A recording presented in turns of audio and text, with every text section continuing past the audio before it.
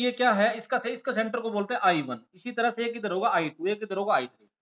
तो है तो ये भी intersection point of angle bisector ही होता है, लेकिन इसकी एंगल बाइसेक्टर, ये एक्सटीरियर एंगल बाइसेक्टर, ये इसका एंगल, ये एंगल बाइसेक्टर, ये एंगल बाइसेक्टर और इसका इंटरनल एंगल बाइसेक्टर का इंटरसेक्शन पॉइंट होता है।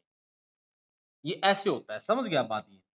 तो इसका सेंटर ये है, ये इंटरनल एंगल बाइसेक्टर को तो इसके ऊपर ही लाई करता है, एडी के ऊपर ही, और इसको आप प्रोड्यूस कराने पे I1 पे आया, तो ये इसको डिवाइड तो इसको उसी में करेगा B+C/A में ही, लेकिन ये इसको एक्सटर्नल डिवाइड कर रहा है, नहीं कर रहा, बाहर नहीं, इससे एडी से बाहर है, ठीक है, तो इसको एक्सटर्नल डिवाइड करता है ये।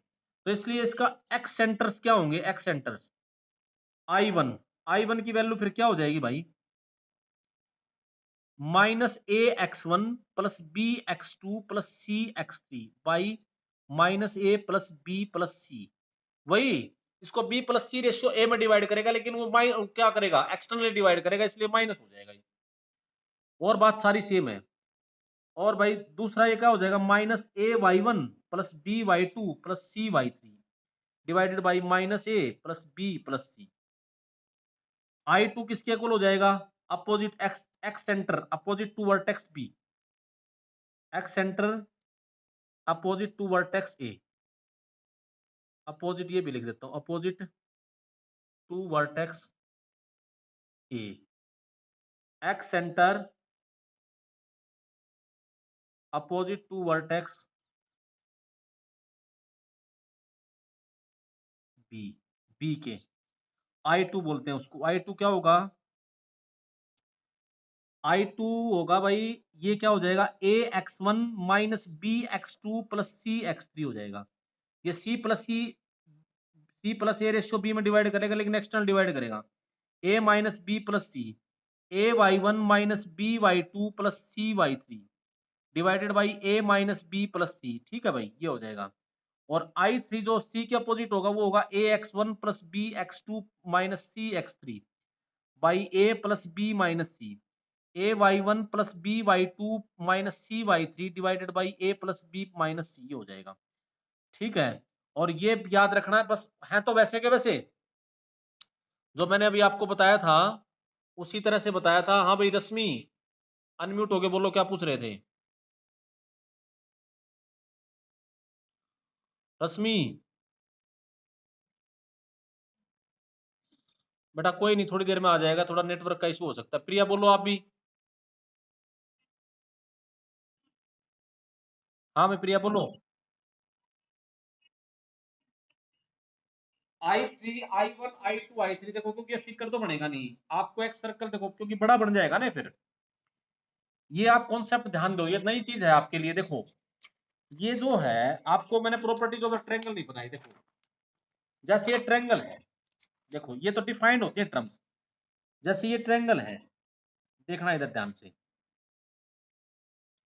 इस ट्रायंगल के अंदर एक तो सर्कल ये ड्रा होगा इस तरह से, दो साइड को तो प्रोड्यूस कराने पर टच करेगा और तीसरी को इंटरनली करेगा, सर्कल हो गया।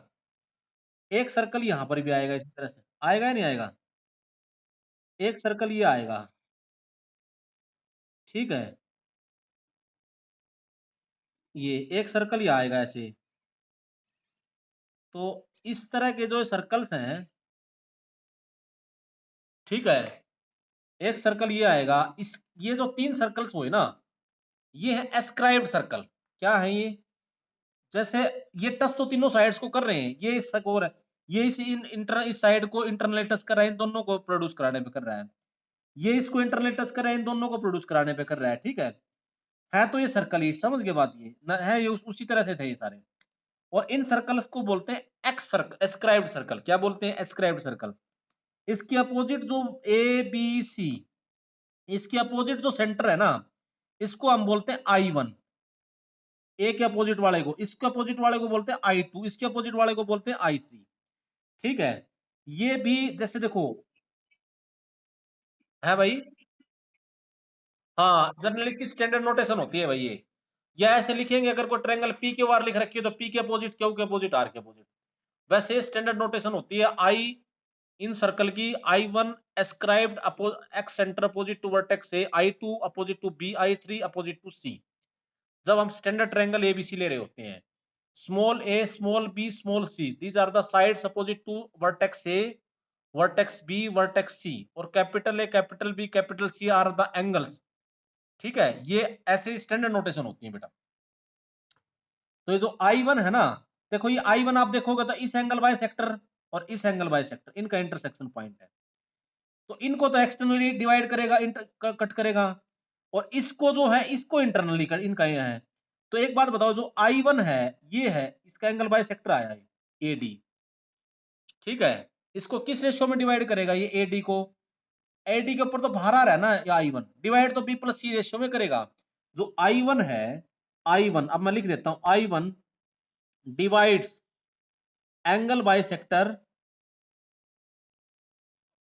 Sector AD in B plus C ratio A, लेकिन एक्सटर्नली डिवाइड करेगा, इंटरनली नहीं, क्योंकि ये भार है ना। देखो ये पॉइंट आप देखो जरा एक बार, ये AD है, AD के भार है I1, समझ गया बात ये, तो ये भार है तो इसको एक्सटर्नल डिवाइड करेगा, तो क्लियर दिख रहा है, तो ये एक्सटर्नल डिवाइड कर रहा है, और इसलिए इसके सेंटर पे मैंने यहां पर -A1 लिखा, देखो इसके फार्मूले पे ये -A, और ये B plus C, B -AX1 plus BX2 plus CX3, जैसे उसको ड्राइव करा था। तो ये इसमें सिमेट्री होती है, याद हो जाता है आराम से, ध्यान से, ठीक है। तो ये क्या बढ़ जाएगा आप देखो, तो ये I1 इसको किस रेशियो में डिवाइड करेगा, B plus C externally,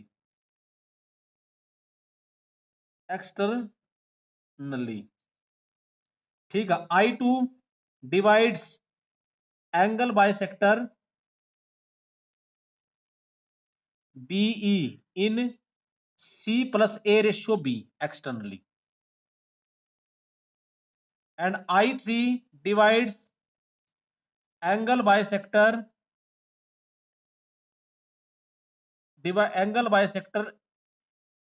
CF in A plus B ratio C externally. Divide तो ये भी वो जो सो इन सेंटर डिवाइड करा था, कर तो वैसे रहे हैं, लेकिन ये एक्सटर्नल डिवाइड है, एक्सटर्नली, ठीक है। तो भाई ये ऐसे आपको ध्यान करना है। तो मेरे ख्याल से इन सेंटर एक्स सेंटर वैसे पूछ से कम जाते हैं, लेकिन फिर भी पूछ ले तो उसी तरह के रिजल्ट्स हैं, आराम से आप बता दोगे। इन सेंटर भी आपको पता लग गया कैसे निकालते हैं, ठीक है, एक्स सेंटर भी पता लग गया। आप देखो, तो भाई ऐसे इन ट्रायंगल्स के अंदर काम करेंगे हम, ठीक है। ये कोई आपको तीनों वर्टिसेस दे दे तो ये आप निकाल सकते हो, कोई भी लेना, ए बी सी निकालना भी मैंने एग्जांपल दिया था। इसी तरह से एक होता भी ऑर्थो सेंटर, एक होता सर्कम सेंटर। हालांकि ये तो मैं अब सब लिख रहा हूं, तो सर्कम सेंटर इसको हम ऐसे नहीं निकालेंगे, इसका सिर्फ फार्मूला फार्मूला लिख रहा हूं। सर्कम सेंटर होता है जो सर्कम सर्कल होता है ना, जैसे ये ट्रायंगल है ABC, इसका सर्कम सर्कल होगा उसका सेंटर, ठीक है, उसको बोलते हैं सर्कम सर्कल, सर्कम सेंटर। तो सर्कम सेंटर जो होता है that is the point which is equi distance from the, हाँ बेटा देखो, म्यूट कर लो बेटा अपने आप को प्रिया। सर्कम सेंटर क्या होता है, the point which is equi distance from the vertices, ये होता है। इन सेंटर होता है the point which is equi distance from the sides, और ये होता है which is equi distance from the vertices. अब जो इन सर्कम सेंटर है, सर्कम सेंटर को हम निकालेंगे, तो सर्कम सेंटर का इसको ओ से लिखते हैं जनरली, इसका फार्मूला आप, अब मैं लिख रहा हूं तो ये याद रखियो, उसी तरह से सर्कम सेंटर वो क्या होता है भाई, x1 sin 2a plus x2 sin 2b plus x3 sin 2c divided by sin 2a plus sin 2b plus sin 2c, comma y1 sin 2a plus y2 sin 2b plus y3 sin 2c divided by sin 2a plus sin 2b sin 2b plus sin 2c। अब लेकिन देखो, ये हम बड़ा formula है, ये ऐसे नहीं करेंगे इसको सोल्व, इसमें हम तीनों पॉइंट्स दे रखे होंगे तो बहुत है बेटा। टाइम क्या, साइन टू ए तो फार्मूला बनता है बेटा, ये काफी बड़ा इसका डेरिवेशन है, x1 sin 2a plus x2 sin 2b, जैसे उसको ड्राइव करते हैं ना, तो जैसे आप सेंट्रोइड पढ़ते तो आप इसको ऐसे याद कर लियो पहले तो अभी, ठीक है। ये हम इसको हम आगे, ये कहीं आपसे पूछ लेना कि ये होता है, तो ये आप इस तरह, मैंने आपको फार्मूला लिख दिया, ये सीधा याद रख लियो है। इसमें होता है x1 sin 2a plus x2 sin 2b plus x3 sin 2c, y sin 2a plus sin 2b plus sin 2c, y1 sin 2a, symmetry होती है सारी इसमें। हमें तीनों वर्टिसेस दे रखे होंगे तो मैं आगे तरीका बताऊंगा सर्कम सेंटर निकालने का, लाइन का इक्वेशन पढ़ के फिर निकालेंगे उसको। ठीक है, ये तो बहुत बड़ा मेथड है, इससे ऐसे निकालेंगे नहीं, ये तो मैं सारे लिख रहा हूं तो इसलिए आपको लिख दिया मैंने। ये होता है intersection point of perpendicular bisector भी बोल देते हैं, जैसे इनके परपेंडिकुलर बाइसेक्टर ड्रा करोगे इस लाइन के, उनका इंटरसेक्शन पॉइंट होता है ये। ठीक है, आपसे पूछे कि find out the perpendicular bisector of the side, तो इसका मतलब आपको सर्कम सेंटर निकालना है। या आपको ये पूछ ले find out the point which is equidistance from the vertices, तो भी ये बताना है। ठीक है, और इसी तरह से भाई एक होता है ortho centre. Ortho centre, orthocentre होता है intersection point of altitudes, intersection point of altitudes. ये क्या होता है, ऑर्थो सेंटर को हम लिखते हैं जनरली एच से, इसकी स्टैंडर्ड नोटेशन। ठीक है, और ये होता है भाई, इसका भी फार्मूला याद रख लियो, x1 tan a plus x2 tan b plus x3 tan c divided by tan a plus tan b plus tan c, comma y1 tan a plus y2 tan b plus y3 tan c divided by tan a plus tan b plus tan c। ठीक है, ये होता है orthocentre आपका। Orthocentre होता है जैसे ये ट्रायंगल आपकी लिखी, इस ट्रायंगल के अंदर जो एल्टीट्यूड्स होते हैं ना, इनका इंटरसेक्शन पॉइंट भाई, ये परपेंडिकुलर ड्रा करेगी। ठीक है, इसमें आपको मैं बता सकता हूं, ये जो h है ना, ये ऑर्थो सेंटर, ये h इस AD एल्टीट्यूड को tan b plus tan c ratio tan a में डिवाइड करता है, ये याद रखियो। Ortho centre h, ortho centre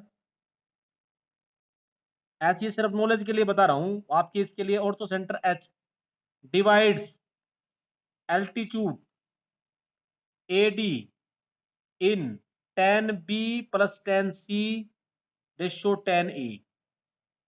अच्छा, एल्टीट्यूड बीई एल्टीट्यूड को किस रेशियो में डिवाइड करेगा, tan c ratio tan b, tan a ratio tan b में डिवाइड करेगा। और सी एफ को किस में डिवाइड करेगा, tan a plus tan b ratio tan c में डिवाइड करता है ये। ठीक है, अच्छा देखो, ये काफी बड़े फार्मूले हैं, इनको हम इस तरह से निकालेंगे नहीं, ऑर्थो सेंटर और सर्कम सेंटर को। इसको आगे तरीका बताऊंगा मैं, उससे निकालेंगे। ये तो फार्मूले लिख रहा था सबके, वो इन सेंटर और एक्स सेंटर आप निकालोगे उस तरह से। हाँ, एक पर्टिकुलर केस में याद रखना हमेशा, अगर कोई इक्विलेटरल ट्रायंगल है, इक्विलेटरल ट्रायंगल के केस में incentre, circumcentre, orthocentre, centroid सारे एक ही पॉइंट होते हैं इक्विलेटरल ट्रायंगल के केस में। और एक राइट एंगल ट्रायंगल के केस में याद रखना, जैसे राइट एंगल ट्रायंगल आपको कोई दे दे कई बार, तो उसमें भी कैलकुलेशन नहीं करनी होती है। इसमें जो ये वर्टेक्स होता है ना राइट एंगल, ये तो होता है ऑर्थो सेंटर, और हाइपोटेन्यूज का जो मिड पॉइंट है वो होता है सर्कम सेंटर। जैसे ये ट्रायंगल अगर मान लो इसके वर्टिसेस 0 0, ये लिख दिया भाई 3,0 और ये लिख दिया 0,4, तो इसका ऑर्थो सेंटर क्या है, राइट एंगल के केस में याद रखना, right angled vertex is ortho centre and mid point of hypotenuse is circum centre. क्योंकि सर्कम सेंटर देखो, ये मिड पॉइंट होगा, तीनों वर्टिसेस से इक्विडिस्टेंस होगा या नहीं होगा, क्योंकि ये डायमीटर बन जाएगा। और ये एल्टीट्यूड्स का इंटरसेक्शन, ये दो एल्टीट्यूड्स हो गए, इसका इंटरसेक्शन पॉइंट होगा। तो राइट एंगल के केस में क्या होगा, इस ट्रायंगल के अंदर ऑर्थो सेंटर क्या होगा, क्या होगा भाई 0 0, और सर्कम सेंटर क्या होगा, mid point of hypotenuse. Circum centre जैसे इसका हाइपोटेन्यूज है तो इसका मिड पॉइंट क्या हो जाएगा, 3/2,2, ये इसका सर्कम सेंटर हो जाएगा। तो बेटा कोई ट्रायंगल लेना, उसके अंदर ये सर्कम सेंटर और ऑर्थो सेंटर को तो छोड़ देना निकालना, ये राइट एंगल और इक्विलेटरल ट्रायंगल का इस तरीके से निकलेगा। इन सेंटर आप आराम से निकाल सकते हो। ठीक है, एक बार ये जो मैंने आज आपको पढ़ा है इसको अच्छे से पढ़ लेना। ओके, अब मैं आपकी क्लास को ओवर कर रहा हूँ। ठीक है, इक्विलेटरल में तो बेटा सारे पॉइंट सेम होते हैं, जैसे कोई इक्विलेटरल ट्रायंगल है ना ये आपकी, ठीक है, जैसे इक्विलेटरल ट्रायंगल है, ये पॉइंट आपका 0, हाँ, ये पॉइंट आपको मान लो 1,0 ले लिया, ये ले लिया मैंने आपका -1/2, और ये ले लिया -1/2, -√3/2। तो इसका जो सेंट्रोइड होगा ना, वही इन सेंटर होगा, वही सर्कम सेंटर। ठीक है, क्योंकि इक्विलैटरल ट्रायंगल में तो एक ही पॉइंट, सेम एक ही केस, जैसे ये ट्रायंगल इक्विलैटरल ट्रायंगल है, तो देखो भाई ये जो एंगल बाइसेक्टर ड्रा करोगे तो ये इसका मीडियन भी होगा या नहीं होगा, ये बताओ जल्दी। ये जो एबीसी अगर इक्विलैटरल ट्रायंगल है, इसका मीडियन भी होगा, इसके ऊपर ये एल्टीट्यूड भी होगा और इसका ये मिड पॉइंट भी होगा, तो ये परपेंडिकुलर बाइसेक्टर भी होगा, मीडियन भी होगा और एल्टीट्यूड भी होगा, तो सब होगा, तो इनके इंटरसेक्शन पॉइंट ही तो थे। मीडियंस का इंटरसेक्शन पॉइंट सेंट्रोइड, एल्टीट्यूड्स का इंटरसेक्शन पॉइंट ऑर्थो सेंटर, और भाई परपेंडिकुलर साइड्स के परपेंडिकुलर बाइसेक्टर का इंटरसेक्शन पॉइंट